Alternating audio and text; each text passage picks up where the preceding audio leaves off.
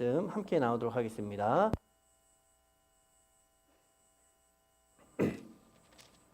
욥기 10장 1절부터 13절까지 있는 말씀입니다.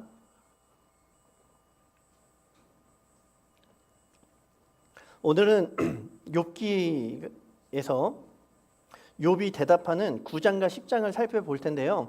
우리가 함께 봉독할 말씀은 10장 1절부터 13절까지 있는 말씀을 함께 읽도록 하겠습니다. 우리 말씀을 다 찾으셨으면 이 말씀 우리가 한 목소리로 합독하여서 읽도록 하겠습니다. 내 영혼이 살기에 곤비하니 내 불평을 토로하고 내 마음이 괴로운 대로 말하리라. 내가 나와 더불어 변론하시는지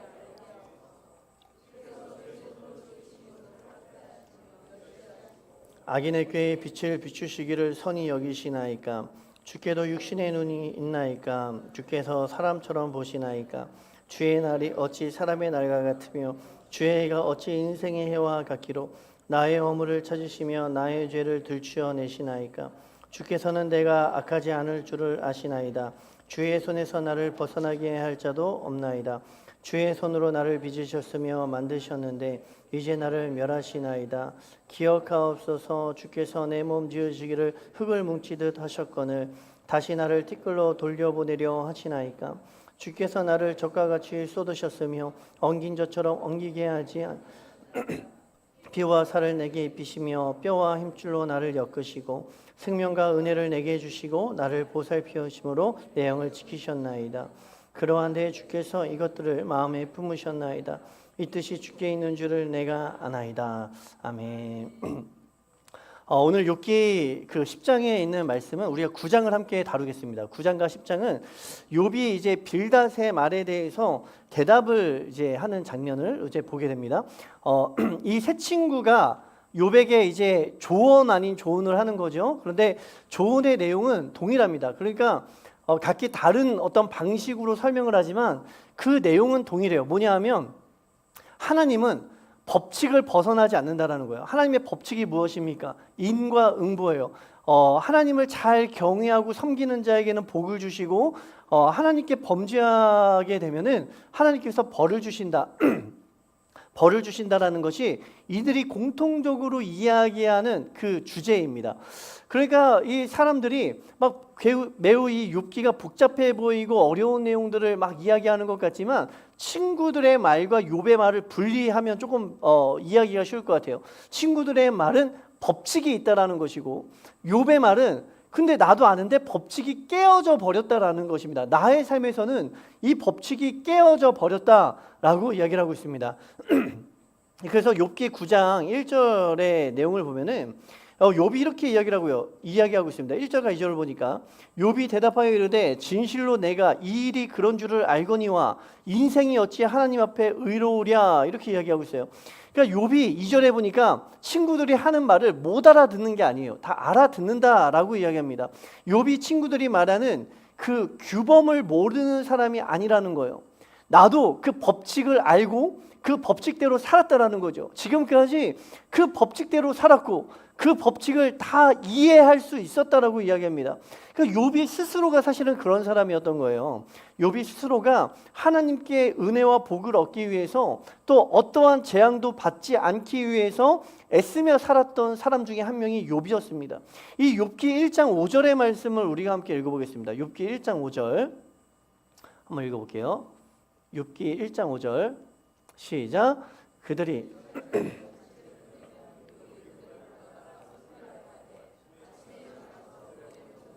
번제를 드렸으니 이는 욥이 말하기를 혹시 내 아들들이 죄를 범하여 마음으로 하나님을 욕되게 하였을까 함이라. 욥의 행위가 항상 욥이 어떤 삶을 살아왔는지가 1.5절에 잘 드러나죠. 그러니까 욥이 하나님에 대한 완전한 지혜를 가진 자는 아니었습니다. 그렇지만 자신이 살아왔던 어떤 삶 가운데 이런 법칙들을 알았던 거예요. 어떤 법칙인가 하니 하나님을 우리가 잘 진짜 마음을 다해서 성실히 섬기면 하나님께서 우리를 보호하시고 지키시고 우리에게 복을 주실 것이다. 그런데 혹시라도 하나님께 범죄를 하면 하나님을 욕되게 하면 하나님께서 우리에게 해를 주실 것이다 라는 어떤 생각과 그러한 법칙으로 살아왔던 사람이 욥이었다라는 거예요. 그래서 1장 5절에 보니까 욥이 그 아들들이 무언가를 했을 때마다 그들을 불러다가 성결하게 하였다라고 이야기합니다. 그러니까 거룩하게 하였다라고 이야기해요. 그리고 그들의 명수대로 번제를 드렸다라고 이야기하죠. 왜 그러냐면 욥의 마음 가운데 그 마음이 있었던 것입니다. 내 아들들이 죄를 범하여서 마음으로 하나님을 욕되게 하여서 하나님께 해를 입을까봐, 하나님께 벌을 받을까봐 이 욥이 그것을 방지하기 위해 하나님을 잘 섬겼다라고 이야기를 하고 있습니다. 그러니까 친구들이 말했던 그 말에 대해서 욥은 이해를 할 수 있는 거예요. 나도 안다라는 겁니다. 나도 그렇게 살아왔다라는 거예요. 친구들은 자꾸만 욥이 지금 어려움을 당하니까, 야, 너가 어려움을 당하는 거는 너가 범죄했기 때문이 아니냐, 너가 하나님께 뭔가 잘못을 했기 때문이 아니냐라고 이야기하는데, 욥은 이야기하는 거예요. 나도 그걸 알아. 나도 그런 생각을 가지고 있었어. 그런데 내 삶을 되돌아봤더니 나는 날마다 성결하게 하는 것을 소홀히 하지 않았고, 하나님께 범죄하지 않았고, 내가 마음으로라도 하나님을 욕되게 하지 않기 위해서 그렇게 애썼는데, 그런데 나에게 이 재앙이 왔으니 나는 도저히 이것이 이해되지 않는다라고 이야기하는 거죠. 그러니까 그 법칙을 나도 알지만 내가 당하는 이 재앙은 그 법칙을 벗어났다라고 이야기를 하고 있습니다. 그러니까 욥이 이러한 신앙을 모르는 사람이 아닙니다. 그런데 욥의 지금 현실에서는요, 이것이 맞지 않는 거예요. 맞지 않으니까 이게 지금 문제가 되는 거죠. 우리가 신앙생활 할 때도 그렇습니다. 우리가 신앙생활 할 때 가끔 그럴 때 있잖아요. 우리가 생각하는 신앙의 생각들이 아주 딱딱 들어맞을 때가 있어요. 열심히 기도를 하니까 응답을 딱 받게 되고요. 그러면 야, 역시 기도하니까 응답 받았어, 이렇게 손뼉이 딱 쳐질 때가 있잖아요. 열심히 뭔가 문제를 가지고 주님 앞에 씨름하면서 기도를 했더니 그게 딱 해결되는 거예요. 그러면 역시 기도를 하니까 이 문제가 해결되네, 이렇게 손뼉이 딱 쳐질 때가 있죠. 아주 딱딱 들어맞을 때가 있습니다. 그러니까 우리가 생각하는 신앙의 생각이 뭔가 이렇게 딱딱 들어맞을 때가 있어요. 열심히 주님을 위해 봉사했더니 사업이 딱 풀리는 거예요. 그럼 손뼉이 딱 치면서 역시 주님을 위해 헌신했더니 주님께서 나의 인생을 책임져 주시는구나, 이렇게 손뼉이 딱딱 쳐질 정도로 뭔가 신앙의 생각들이 들어맞을 때가 있다라는 거죠.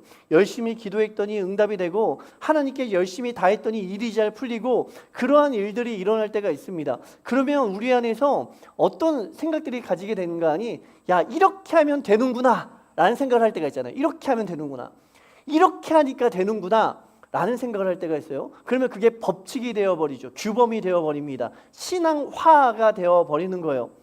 심지어 어떤 분들은요, 다른 이들의 어떤 규범, 다른 이들의 신앙화 되어버린 법칙을 따라하기도 하는 거예요.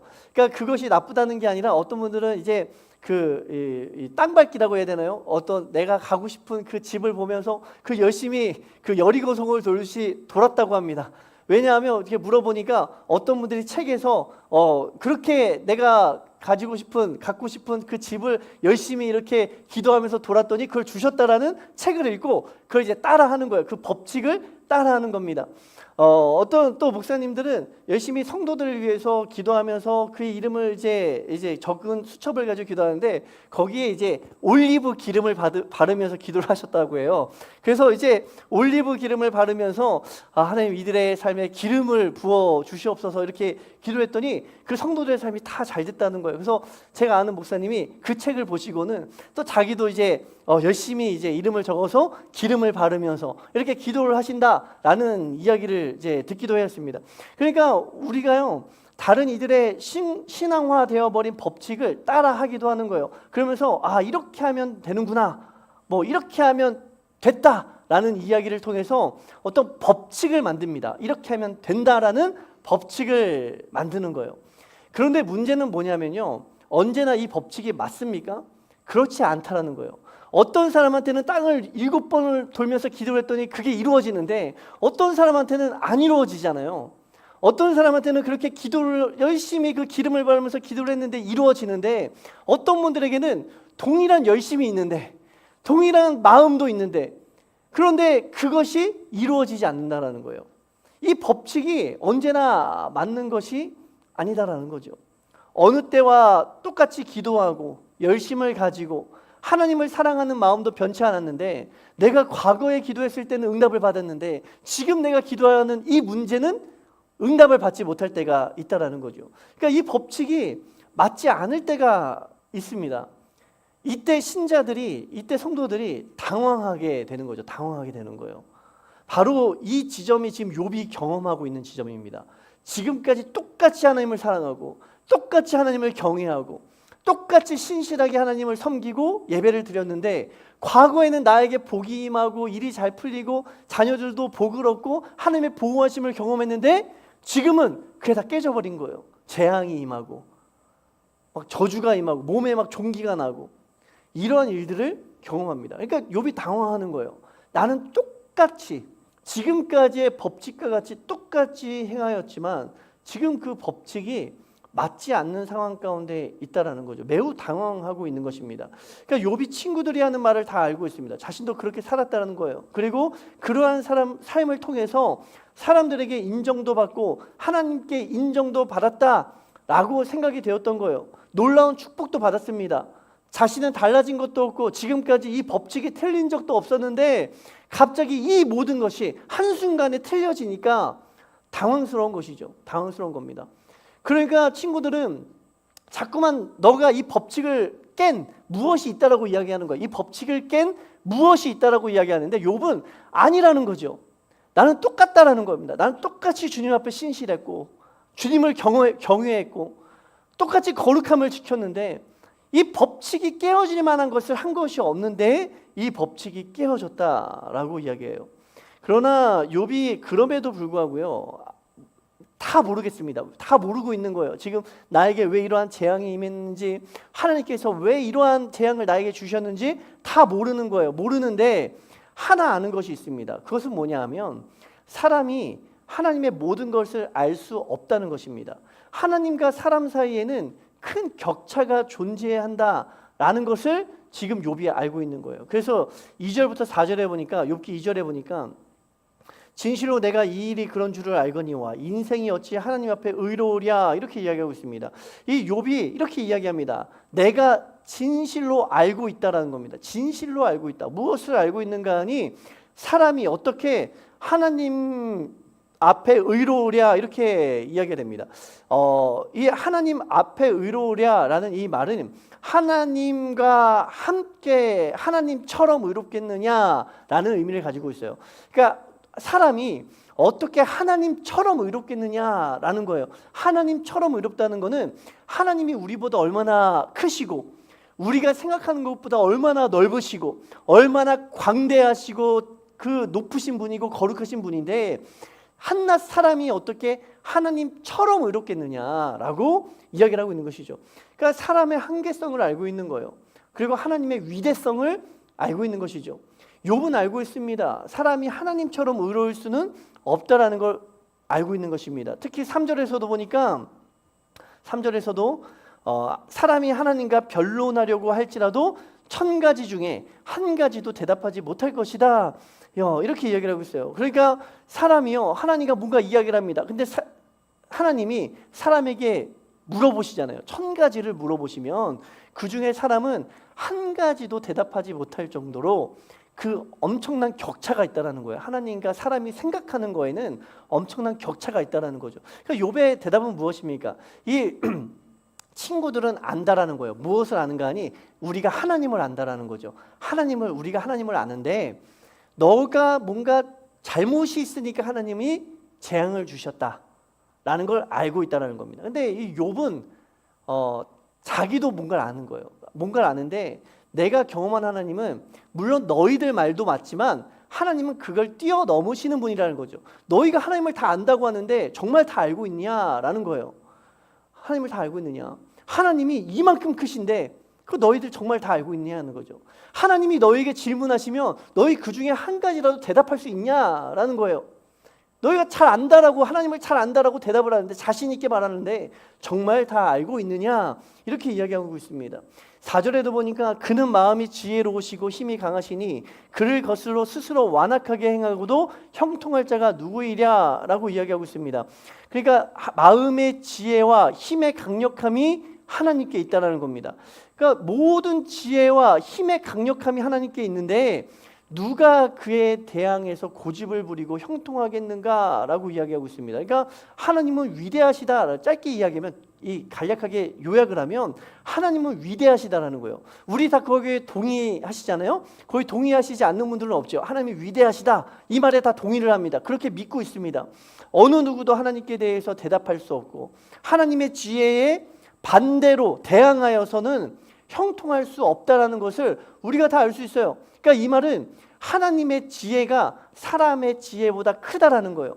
하나님께서 우리에게 이렇게 가라 가르쳐 주십니다. 근데 우리가 생각할 때는 그거 아닌 것 같을 때가 있잖아요. 그러면 따라가지 않습니다.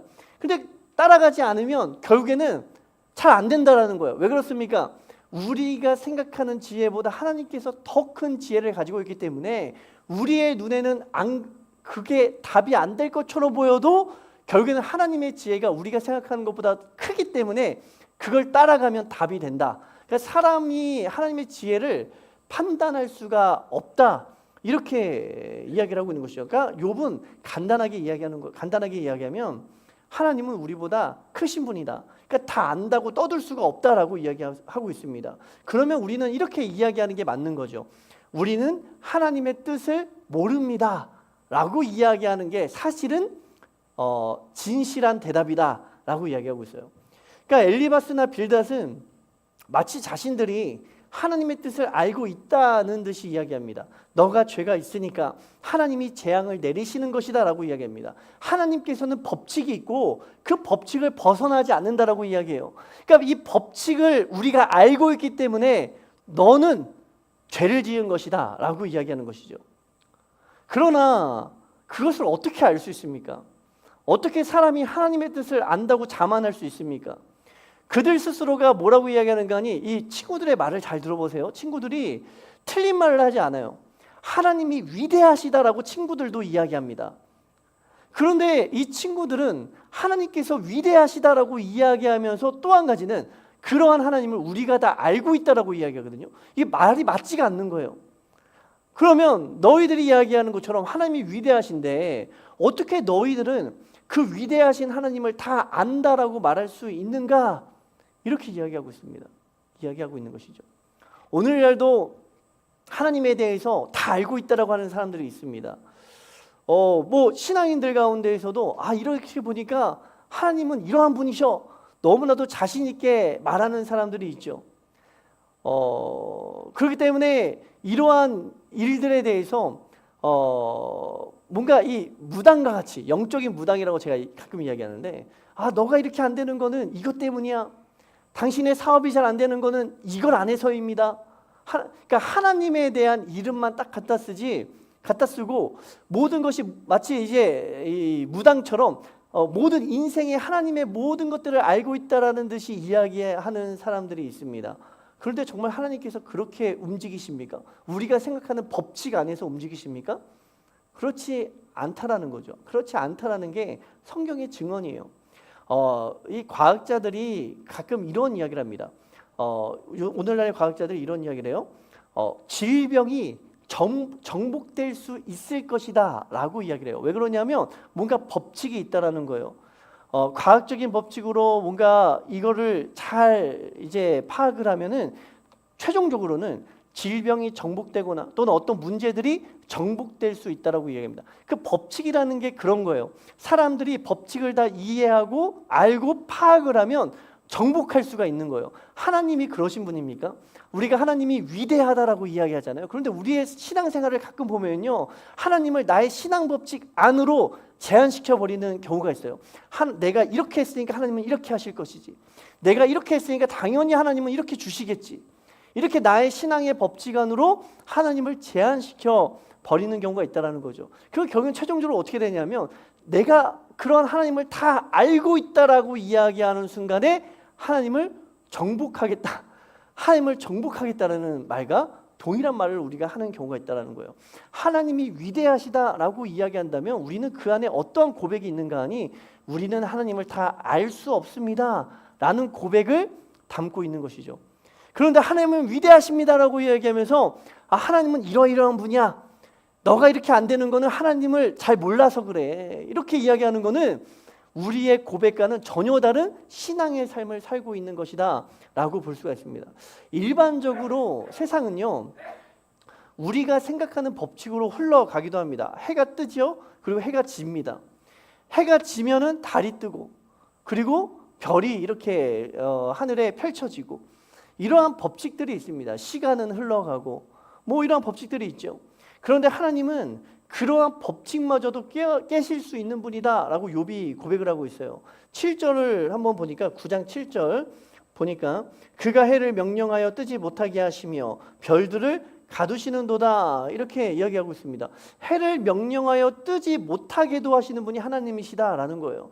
별들을 가두시기도 하시는 분이 하나님이시다라는 거죠. 그러니까 사람들이 날마다 이 세상을 보면서 야, 이 세상은 법칙대로 흘러가는구나. 해는 뜨고 해는 지고 해가 지면 달이 뜨고 이렇게 법칙대로 하나도 변하지 않고 법칙대로 흘러가는구나. 야, 그래. 세상은 이 법칙 안에서 지정되어 있는 것이지 이 법칙대로 흘러가는 것이지 라고 생각하기도 한다라는 거죠. 그런데 하나님은요, 그걸 깨시기도 한다라는 거예요. 정말 그 법칙대로 흘러가느냐? 하나님이 그걸 깨실 수도 있는 분이다 라고 이야기를 하고 있습니다. 그러니까 이러한 예상치 못한 일들을 우리가 경험하게 된다면 우리가 하나님의 뜻을 다 안다라고 말할 수 있습니까? 그렇게 교만할 수가 없는 거예요. 해에게도요, 해가 하나님께서 만일 이렇게 욥이 이야기합니다. 하나님께서 해를 뜨지 못하게 하실 수도 있다라는 거죠. 해가요, 떠야 되는데 뜨지 못하게 되면 해에게는 재앙이죠. 그러면 사람들이 이렇게 이야기할 수 있습니까? 해에게, 야, 해야, 너가 죄를 지었기 때문에 하나님께서 너를 뜨지 못하게 하셨지 라고 말할 수 있는 사람이 있습니까? 그럴 수 없습니다. 왜냐하면 해는 열심히 뜬 죄밖에 없거든요. 그 법칙대로 열심히 그냥 뜨고 지고 이것밖에 행한 죄가 없는 거예요. 하나님이 창조하신 대로 그냥 열심히 빛을 비췄던 그 죄가 아니죠. 그 일밖에 한 것이 없습니다. 그런데 하나님께서 그러한 해에게도 뜨지 못하게 하실 수도 있다라는 거예요. 그러면 어느 누가 그 해에게 너가 죄가 많아서 그래 라고 말할 수 있겠습니까? 그럴 수가 없다라고 이야기합니다. 그러니까 그거는 우리가 이해하지 못하는 하나님의 뜻과 하나님의 계획 가운데 있는 것이지 우리가 함부로 이야기할 수 있는 것이 아니다라고 이야기하고 있어요. 그러니 지금 그 욥의 친구들의 말이 그 욥의 귀에 들어오겠습니까? 그렇지 않은 거예요. 하나님의 뜻을 알고 있다라고 말하는 친구들의 말이 하나도 이해가 되지 않는 것입니다. 자기의 생각으로는 하나님이 위대하시다라고 고백을 했다면 하나님은 우리가 알 수 없는 분이다라고 고백이 되어야 되는데 이 친구들은 하나님은 위대하십니다라고 이야기하면서 우리가 하나님의 뜻을 다 알고 있어라고 이야기하니까 이게 맞지가 않는 거예요. 욥의 입장으로서는 이게 들어오지가 않는 것입니다. 그래서 9장 10절도 한번 다 같이 읽어보겠습니다. 9장 10절 시작. 측량할 수 없는 큰 일을 셀 수 없는 기이한 일을 행하시니라. 누가 행하십니까? 하나님께서 이 일을 행하신다라는 거예요. 이거 원어를 제가 그냥 이렇게 직역으로 번역을 해드리면은 사람이 조사할 수 없는 큰 일을 행하시고 사람이 셀 수 없는 기이한 일을 행하신다. 이렇게 번역을 할 수 있습니다. 그러니까 하나님이 행하시는 일은요, 사람들이 탐구하고 조사할 수 있는 영역을 벗어난다라는 거예요. 하나님이 행하시는 일은 사람이 뭔가 이렇게 셀 수 있는, 계산할 수 있는 그걸 벗어나는 기이한 일을 행하시는 분이다. 이렇게 이야기하죠. 하나님이 하시는 큰 일과 기이한 일은 사람이 뭔가 이렇게 연구할 수도 없는 것입니다. 셀 수도 없는 것입니다. 그러니까 사람이 조사할 수 없는 큰 일과 기이한 일이 무엇이겠습니까? 뜨는 해를 뜨지 못하게도 하시고 별들을 가두기도 하시는 그런 일들을 하나님께서는 행하실 수도 있다라는 거예요. 그러니까 이것은 욥이 앞에서 했던 기도에서도 드러나는 것입니다. 욥기 1장 21절 우리 잘 아는 말씀인데 한번 다 같이 읽어볼게요. 욥기 1장 21절 욥기 1장 21절 한번 다 같이 읽어보겠습니다. 시작.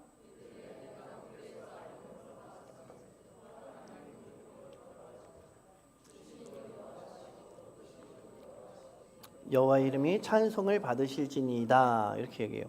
이 하나님이 어떠한 분인가 하니 욥이 이미 고백을 한 겁니다. 하나님이 주시기도 하시는 분이시고 거두어 가시기도 하시는 분이다라고 이야기를 하고 있어요. 욥의 생각은 뭐냐 하면 우리는 하나님처럼 의로울 수가 없다라는 거잖아요. 아까 하나님처럼. 그럼에도 불구하고 하나님께서 그 의로움이 다 차지 않았는데, 하나님의 법칙으로는 의로움이 다 차야 되는데 인간의 의로움이 다 차지 않았음에도 불구하고 까닭 없이 이유 없이 우리에게 은혜를 주셔서 막 주시기도 하시는 분이 하나님이라는 거예요. 그런데 또 하나님께서 그 이유 없이 까닭 없이 우리가 어떤 죄를 짓지 않은 것 같을지라도 이유 없이 까닭 없이 주님께서는 거두시기도 하시는 분이 하나님이시다라고 이야기를 하고 있습니다.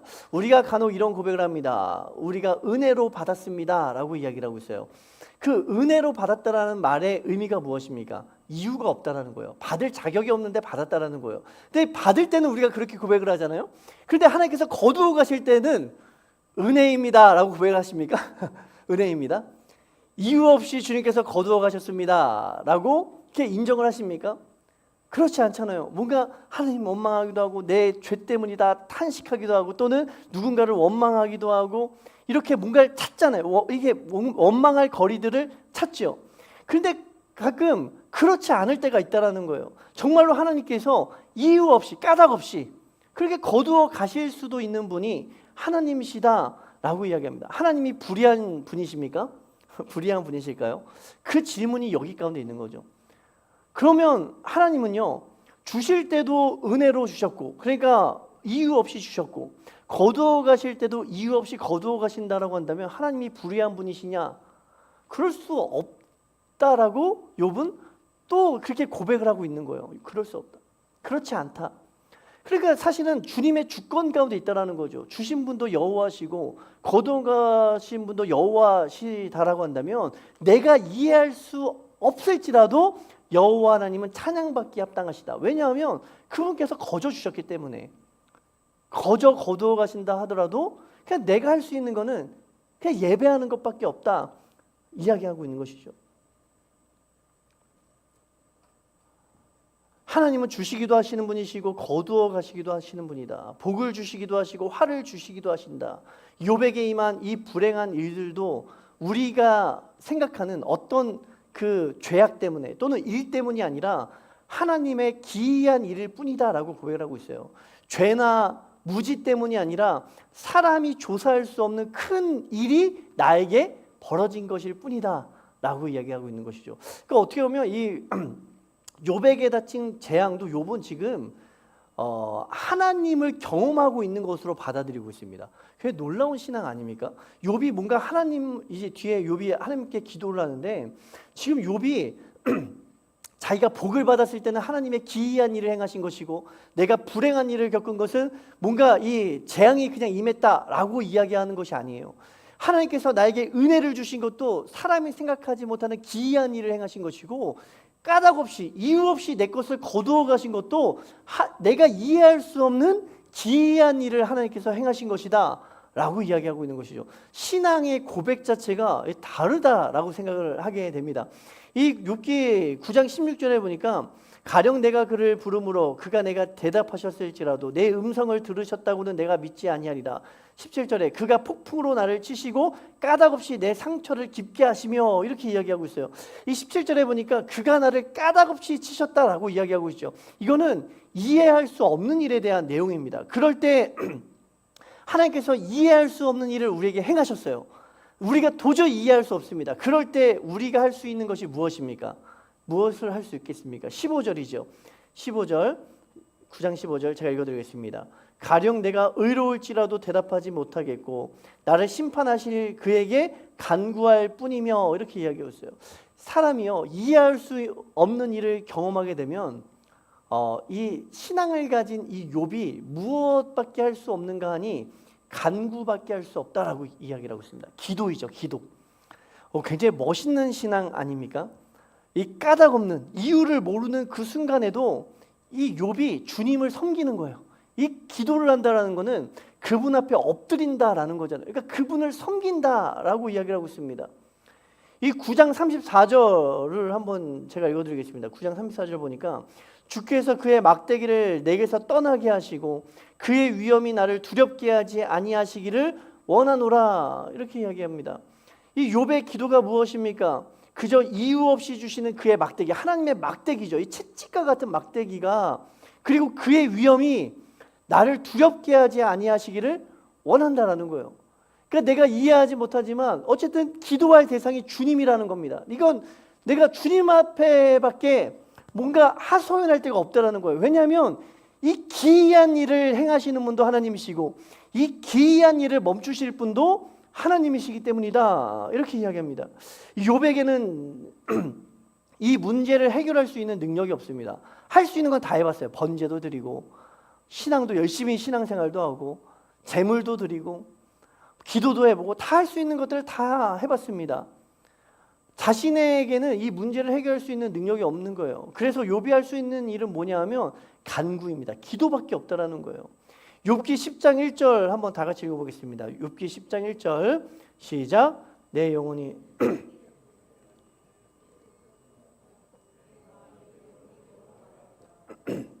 네, 이 번역이 조금 오역처럼 보이는 부분들이 있습니다. 10장 1절을 제가 번역을 해드리면 이렇게 번역할 수 있을 것 같아요. 내 삶의 생명이 너무 끔찍합니다. 그래서 내가 나의 말을 풀어놓겠습니다. 하나님 앞에 나의 말을 풀어놓겠습니다라고 얘기합니다. 근데 오늘 번역에서는 뭐라고 이야기하죠? 내 불평을 토로하고라고 이야기하잖아요. 이거 불평이라는 말이 사실은 조금 오역처럼 보이는 것 같아요. 왜냐하면 이 쉬야흐라는 이 단어가 그 흔히 이제 읍조리다라는 번역으로 많이 번역이 됩니다. 그리고 애곡하다, 슬퍼하다 또는 찬양하다, 고민을 이렇게 고민하다라는 말로도 이제 번역이 돼요. 그러니까 대부분은 읍조리다라는 번역으로 번역이 됩니다.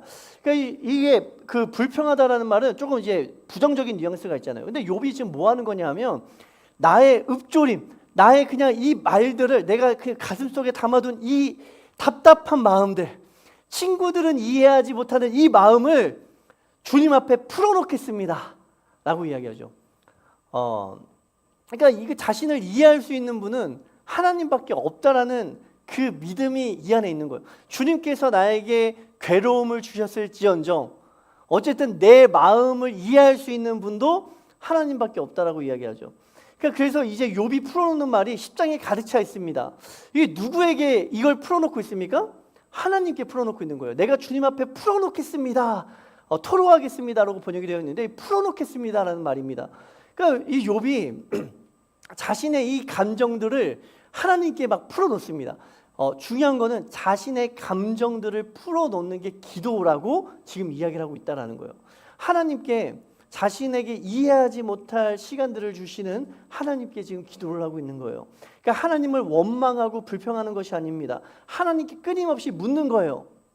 왜냐하면 왜 하나님께 물어야 됩니까? 내 지혜와 생각을 뛰어넘는 일이기 때문에 하나님께 물을 수밖에 없는 거예요. 이건 인간들이 대답할 수 없는 범위입니다. 인간의 지혜를 뛰어넘는 일이기 때문에 기이한 일이기 때문에 누구에게 물어보겠습니까? 결국에는 하나님께 물을 수밖에 없다라는 거예요. 그래서 2절의 시작에 내가 하나님께 아뢰오니라고 번역된 것처럼 자신의 지금 이 풀어놓는 말의 대상이 하나님을 향해 있다라는 거죠. 2절에 뭐라고 이야기합니까? 나를 정죄하지 마시옵고 이렇게 이야기를 하고 있어요. 이 정죄하지 마시옵고라는 거는 나를 악하다라고 이렇게 정하지 마시옵소서라고 이야기합니다. 정하지 마. 나를 악하다라고 그 하나님 나를 악하다 이렇게 정해놓지 마시옵소서. 나는 내가 악하지 않을 수도 있지 않습니까? 이런 이야기를 하는 거예요. 그리고 그 뒤에 보니까 10장 2절이죠. 나를 정죄하지 마시옵고 무슨 까닭으로 나와 더불어 변론하는지를 내게 알게 하옵소서. 그러니까 무엇 때문에 나를 고소하시는지, 나를 심판대 가운데 세워 놓으셨는지, 벌거벗겨 놓으셨는지 나를 알게 하소서 이렇게 얘기합니다. 그러니까 7절까지 이 욥이 하는 고백은 이거예요. 사람이 보는 것과 하나님이 보는 것이 다르다라는 것을 고백합니다. 사람들은 끊임없이 욥에게 뭐라고 이야기합니까? 내가 죄가 있어서 너가 죄가 있기 때문에 하나님께서 불행을 주시는 것이다 라고 말하지만 하나님은 분명히 아신다라는 겁니다. 왜냐하면 7절에 보니까 10장 7절이죠. 주께서는 내가 악하지 않은 줄을 아시나이다 이렇게 이야기해요. 주님은 아신다라는 거예요. 왜냐하면 보시는 눈이 다르기 때문에 주님께서는 사람이 보는 그 너머에 있는 걸 보시기 때문에 사람들은 나의 죄 때문이라고 이야기할지라도 주님께서는 내 마음을 아시지 않습니까? 내가 죄가 없다라는 것을 아시지 않습니까? 사람이 보지 못한 부분까지도 주님께서 보시지 않습니까? 그러니 주님, 내가 죄가 없다는 걸 아시지 않습니까? 이렇게 기도를 하고 있는 것이죠. 그러니까 욥의 기도를 보면요, 그게 재밌습니다. 욥의 기도가 이 욥이 불행을 가지고 기도를 하고 있는데 재밌다라고 하는 건 좀 표현이 좀 이상하네요. 욥의 기도를 보면은 굉장히 그 우리의 기도 같아요. 우리의 마음이 막 제가 하고 싶은 말 다 풀어놓겠습니다라고 이야기하는 것처럼 욥이요, 하나님께 자기의 심정을 다 토로하기도 하고요. 이게 안 되니까 하나님을 막 설득하기도 합니다. 하나님, 이렇게 해야 되지 않습니까? 막 설득하기도 해요. 막 그렇게 기도를 합니다. 그러니까 자신이 할 수 있는 모든 것을 한다라는 거예요. 하나님께 기도를 하면서 내가 할 수 있는 모든 것을 다 동원하여서 하나님 앞에 막 쏟아내고 있다라는 거죠. 이 8절을 한번 보십시오. 10장 8절. 10장 8절. 한번 다 같이 읽어보겠습니다. 10장 8절 시작. 주의 손으로 나를 빚으셨으며 만드셨는데 이제 나를 멸하시나이다. 주의 손으로 나를 빚으셨는데 주님께서 손으로 멸하려 하신다라는 겁니다. 이 주님께서 다 이렇게 하신다라는 거죠. 9절에서도 보니까 9절에서도 기억하옵소서 주께서 내 몸을 지으시기를 흙을 뭉치듯 하셨거늘 다시 나를 티끌로 돌려보내려 하시나이까 이렇게 이야기합니다. 내 몸을 지으셨을 때를 기억하옵소서라고 호소를 하는 거예요. 10절에서도 보십시오. 10절에서도 주께서 나를 적과 같이 쏟으셨으며 엉긴 젖처럼 엉기게 하지 아니하셨나이까 이렇게 이야기하죠. 이게 우리 이제 성경이 번역 2가 조금 이제 어려운 채로 되어 있어서 이 감정들이 잘 드러나지 않는 것 같지만 욥이 하는 기도의 내용들은 이것입니다. 주님, 제가 막 우리가 아기 이렇게 태어났을 때 보면서 막 예뻐하잖아요. 예뻐하고 아름다워하고 정말 이 가슴이 뭉클했던 그 부모의 마음들이 있잖아요. 물론 자라면서 좀 그것들이 다 이제 없어지고 뭐 사라지게 될 경우도 있겠지만 아이들이 말썽을 부릴 때 막 그런 것들이 막 사라지기도 하잖아요. 그런데 욥이 그런 이야기를 하는 겁니다. 하나님, 나를 이렇게 만드실 때를 기억해 보세요. 나를 얼마나 사랑의 마음을 가지고 만드셨습니까? 나에게 막 힘줄을 주시고 숨을 불어넣어 주시고 그렇게 나를 이렇게 흙으로 빚으실 때를 생각해 보세요. 주님께서 나를 얼마나 이뻐하셨습니까? 나를 얼마나 사랑하셨습니까? 그 마음이 얼마나 애틋하셨습니까? 이렇게 이야기를 하는 거죠. 그러니까 막 주님 앞에 그 기억을 막 호소를 하는 거예요. 사랑의 마음을 다시 기억하여 주옵소서. 주님께서 나를 사랑했던 그 마음들을 기억하여 주옵소서. 막 이렇게 설득을 하는 거죠. 주님께서 얼마나 그 사랑의 마음으로 나를 빚으셨는데 그렇게 나를 애틋한 감정으로 나를 이렇게 만들어 주셨는데 이제 나를 멸하려 하십니까? 그 설득을 하는 거죠. 하고 있습니다. 그러한 호소를 하다가 사랑의 감정에 기대서 호소를 하다가 안 되면 어떻게 합니까? 18절을 보시면 18절도 한번 다 같이 읽어볼게요. 시작. 주께서 나를 태에게 나오게 하셨으면 어찌미니까 그렇지 아니하셨더라면 내가 기운이 끊어져 아무 눈에도 보이지 아니하였을 것이. 이 18절에 보면요, 또 하나님 앞에 그 호소를 사랑의 감정에만 호소를 하다가 안 되면 어떻게 하는가 하니 18절을 보니까 주께서 왜 나를 태에서 나오게 하셨습니까? 하나님, 뭐 그런 법이 있습니까? 하나님 이렇게 무책임하게 나를 태어나게 하시고 그냥 이렇게 놔두시는 게 맞는 것입니까? 20절에서도 보면은 20절에서 내 날은 적지 아니하니이다. 그런즉 그치시고 나를 버려두사 잠시나마 평안하게 하시되 이렇게 차라리 저를 버려두시옵소서. 아까는 주님 나를 태어나게 하셨던 그 사랑의 감정을 기억하옵소서라고 막 이야기하다가 그게 안 되니까 또 어떻게 합니까? 그냥 나를 포기하세요. 나를 버려두세요. 차라리 주님께서 관심을 끊으시는 게 더 나을 것도 같습니다. 이렇게 탄식하기도 하는 거죠. 그러니까 이 기도가요, 하나님께 소리치기도 하고 탄원도 하고 호소도 하고 다 하는 거예요. 그러니까 기도라는 것은 이런 것입니다. 우리가 주님과 씨름한다라는 게, 기도한다라는 게요, 그냥 우리가 이 대표기도 이렇게 할 때 가끔 막 이 거창한 언어로 또는 뭔가 아주 위험 있는 단어들로 그렇게 하나님을 이야기하고 하나님께 기도한다, 기도라는 것이 그런 것이다 라고 생각을 하지만 사실 기도는요 그냥 막 풀어놓는 겁니다. 풀어놓는 거예요. 저는 기도를 어떻게 할지 모르겠습니다 이렇게 생각하시는 분들 계시잖아요. 그냥 풀어놓는 겁니다. 다른 게 아니에요. 그게 기도예요. 시편의 기도를 보니까 다윗이 하나님께 막 풀어놓습니다. 다윗이 어떤 때는 이 사람이 뭐 감정 기복이 이렇게 심해라고 할 정도로 어떤 때는 이 욥과 같이 막 하나님 이렇게 저를 좀 봐주세요라고 하다가 하나님 뭐 그러한 법이 있습니까? 막 소리치기도 하다가 그러다가 마지막에는 그래도 찬양받기에 합당하신 분이 하나님이십니다. 뭐 이렇게 끝나기도 하고요. 그러니까 기도라는 게 그렇다라는 거예요. 호소를 하다가 안 되면 탄식하기도 하고 주님 앞에 막 소리치기도 하고 하나님께 해볼 수 있는 모든 것을 하는 것이 기도라는 거예요. 근데 중요한 게 뭐냐 하면 이 욥기는 처음부터 끝까지 욥이 의로운 자다, 욥이 하나님을 경외했다라고 이야기합니다. 욥이 이렇게 하나님께 소리치기도 하고 하나님 앞에 탄식하기도 하고 호소하기도 하는 이 기도들 가운데 그럼에도 불구하고 하나님께서 욥이 나를 경외했다라고 인정하는 이유가 무엇입니까? 그건 바로요, 우리가 그 욥이 말하는 대상이 하나님을 향해 있다라는 거예요. 하나님을 향해 있다. 다른 것 의지하지 아니하고 다른 것에게 나의 마음을 막 풀어놓는 것이 아니라 하나님 앞에서 내 마음을 풀어놓고 있다. 하나님을 향하여 지금 말하고 있다라는 것이 그의 신앙을 보여준다라는 거죠. 우리가 말하는 대상이 하나님이시라는 것이 굉장히 중요합니다. 우리가 말하는 대상이 하나님이시라는 게 굉장히 중요해요.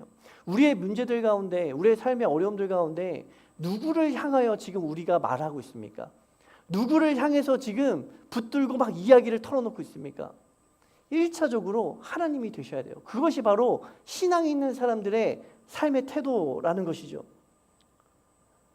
이 상황에서 어떻게든, 내가 이해할 수 없는 상황에서 어떻게든 하나님과 해결을 보려고 하는 것, 그것은 다시 말하면 하나님의 주권을 인정하는 거예요.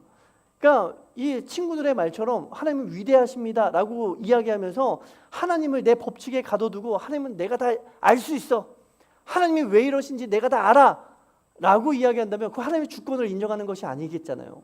그런데 욥은 하나님 위대하십니다, 근데 내가 이해하지 못하는 이 일들에 대해서 그럼에도 불구하고 주님 앞에 기도합니다. 왜냐하면 내가 이해하지 못하기 때문에, 사람들은 이해할 수 없기 때문에 결국에는 주님 앞에 기도하는 거예요. 이거는 하나님의 주권을 인정하는 거죠. 이해할 수 없는 일들을 행하시는 하나님을 인정하는 겁니다. 내 생각을 벗어나는 하나님을 인정하는 거예요. 그렇기 때문에 이 문제에 대한 해결책도 주님 앞에 간구하는 것이다 라는 겁니다. 근데 이 방법이 탄원일 수도 있고 호소일 수도 있고 소리치는 것이 될 수도 있겠지만, 욥이 이 성경에서 중요하게 이야기하는 것이 무엇입니까? 욥이 하나님을 향하여 말하되, 이거예요. 하나님을 향하여 말하되. 끊임없이 욥은 친구들에게 해결책을 구하는 것도 아닙니다. 친구들에게 나의 마음을 토로하는 것도 아니에요. 누구에게 말하고 있습니까? 하나님을 향하여 말하되. 이것이 욥의 신앙을 보여주는 것이다 라는 거예요. 욥은 까닭없이 당하는 고통 속에서도 까닭없이 하나님을 신앙하고 있습니다. 하나님을 믿고 있다는 거죠. 까닭없이 당하는 고통 속에서 까닭없이 주님을 찾을 수 있겠습니까? 까닭없이, 이유 없이 나에게 주시는 하나님의 시험들 가운데, 일들 가운데, 이해할 수 없는 기이한 일들 가운데, 그럼에도 불구하고 까닭없이, 이유 없이 주님 앞에 내 마음을 풀어놓을 수 있으시겠습니까? 거기에 대해서 성경은 그것이 바로 하나님을 경외하는 것이다 라고 이야기를 하고 있습니다. 오늘 이 말씀을 우리가 함께 생각하면서 우리는 하나님을 어떻게 생각하고 있는가? 우리의 고백과 같이 하나님을 신앙하고 있는가? 그렇습니다. 주님은 위대하십니다. 그러면 주님은 우리의 생각을 벗어나시는 거예요. 거기에 대해서 우리가 어떠한 변론을 할 것이 없습니다. 그저 우리는 무엇을 하는 겁니까? 주님의 답을 구하는 거예요. 우리가 주님을 변론한다라고 해봤자 사람의 어리석은 지혜로 대답하는 것밖에 되지 않습니다. 그렇지만 우리는 기다리는 거예요. 주님께서 나에게 말씀하실 때까지. 이 욥의 끝에 주님께서 나에게 말씀하시는 것들을 욥이 보게 될 때까지 욥은 주님을 붙들고 씨름하는 거죠. 우리의 삶에서도 우리가 다른 것 의지하지 아니하고 하나님을 향하여 기도하십시오. 하나님을 향하여 소리치십시오. 하나님을 향하여 간구하십시오. 그러면 어느 순간인가 우리의 눈을 열어서 보게 하시는 하나님을 경험케 될 줄로 믿습니다. 우리의 지혜보다 뛰어나신 주님을 믿고 의지하면서 주님을 더욱더 풍성히 경험하실 수 있는 그 놀라운 하나님을 더욱더 깊이 깨달아 알 수 있는 저와 우리 성도님들, 우리 교회가 될 수 있기를 주님의 이름으로 축원드립니다. 네, 우리 다 같이 자리에서 일어나셔서 함께 주님을 찬양드리겠습니다. 아버지 당신의 마음